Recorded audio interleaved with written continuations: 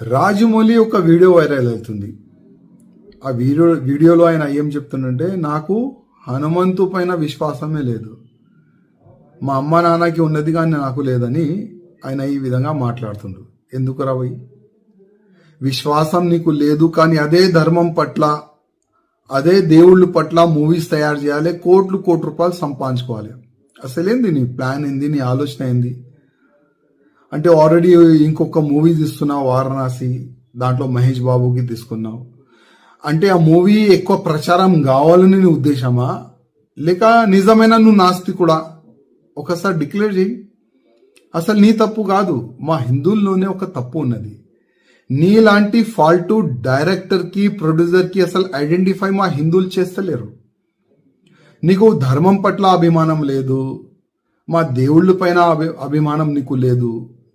నీ మూవీస్ ఎందుకు చూడాలి మా హిందువులు? బాహుబలి మూవీ తీసినావు, ఆ ప్రభాస్తోని శివలింగం లేపట్టినావు, దాంట్లో కోట్ల రూపాయలు సంపాదించుకున్నావు ఆ మూవీతోని, ఫస్ట్ పార్ట్ సెకండ్ పార్ట్తోని. మళ్ళా మా హిందూ దేవుళ్ళ పైన నీకు నమ్మకం లేదు. మా హిందువులకి ఒక మాట చెప్పాలంటున్నా, ఇది ఈ రాజమౌళిది ఇది ఫస్ట్ కామెంట్ కాదు. గతంలో కూడా భగవాన్ శ్రీకృష్ణ దాసులు అంటే ఉంటే కదా, 16,000 దాసులు కాదు లవర్ అని ఈ విధంగా ఆయన గతంలో కూడా కామెంట్ చేసిండు. మళ్ళా నాకు రాముడి పైన విశ్వాసం లేదు, రాముడి స్టోరీ బోరింగ్ స్టోరీ అని కూడా ట్వీట్ కూడా గతంలో చేసిండు. ఇప్పుడు హనుమంతు పైన కామెంట్ చేసిండు. నా హిందువులారకి ఒక నివేదిక చేస్తున్నా, ఇట్లాంటి ఫాల్తూ డైరెక్టర్, ఫాల్తూ ప్రొడ్యూసర్ పైన కంప్లైంట్ ఇవ్వండి. ఇట్లాంటి వ్యక్తులకి జైల్లో పడేస్తే అర్థమవుతుంది. హిందూ దేవుళ్ళ పైన కామెంట్ చేస్తే అసలు ఏమవుతుంది నా గతి అని ఈయనకి అర్థమవుతుంది. అదేవిధంగా ఈ ఫాల్తూ డైరెక్టర్, ప్రొడ్యూసర్ తీసిన మూవీ ఎవరు కూడా చూడకండి.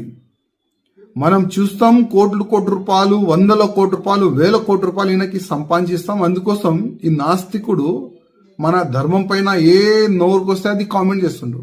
అందుకోసం మన హిందువులకి కొద్దిగా అర్థం కావాలి, మన ధర్మం పైన, మన దేశం పైన, మన సమాజం పైన ఎవరైనా తప్పుగా కామెంట్ చేస్తే ఆయన గతి ఏమవుతుంది, కొద్దిగా మన హిందువుల్లో ఒక అవేర్నెస్ వచ్చే ఇప్పుడు అవసరం ఉన్నది.